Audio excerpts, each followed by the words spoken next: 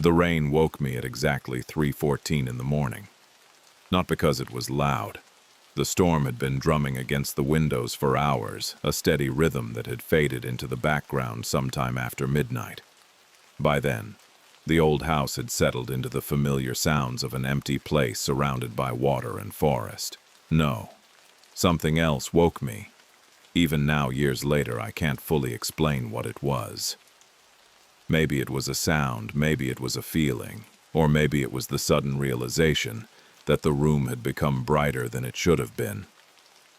I remember opening my eyes and staring at the ceiling for several seconds, trying to understand why I was awake.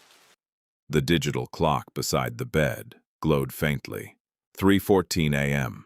Outside, rain swept across the lake in long silver sheets. The wind rattled the branches beyond the glass.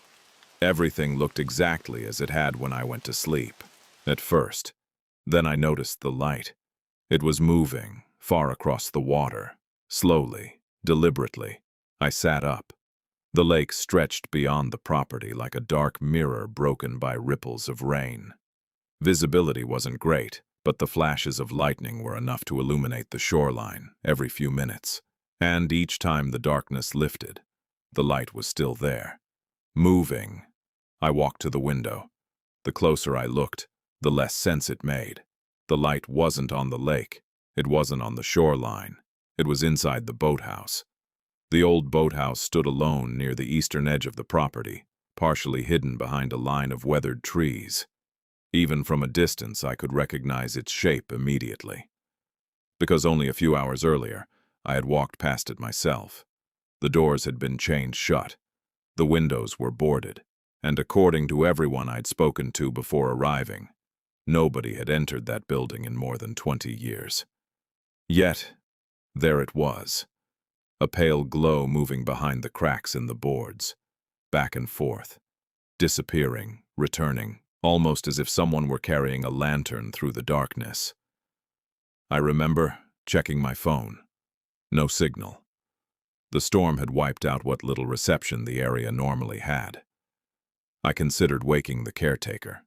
Then I remembered he lived several miles away. Besides, there had to be a reasonable explanation. At least that's what I told myself. Maybe a board had come loose. Maybe headlights were reflecting across the water. Maybe the storm was creating some strange optical illusion. Looking back now, those explanations seem less convincing than they did at the time.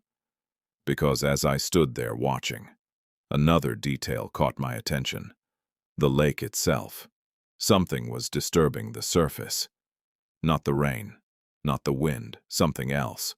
The water around the boathouse appeared different. The ripples seemed concentrated in one area, expanding outward in circles, as though something had recently entered the lake, or emerged from it. I stared for nearly 10 minutes. The light continued moving. The water continued shifting. And with every passing second, a question kept growing louder in my mind.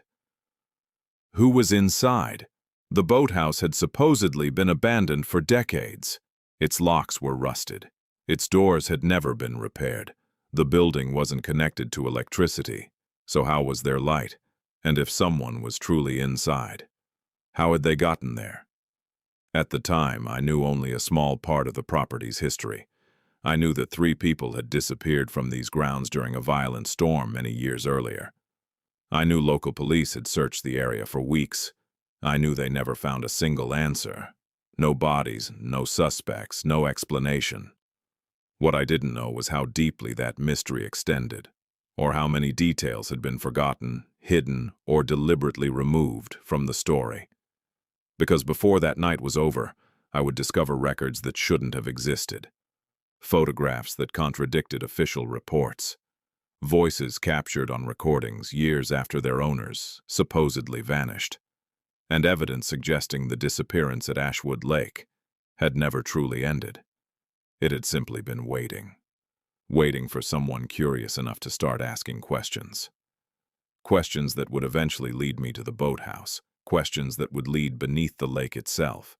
And questions that, even today, remain unanswered. At the time, I thought the boathouse would explain everything. I had no idea it was hiding something much older.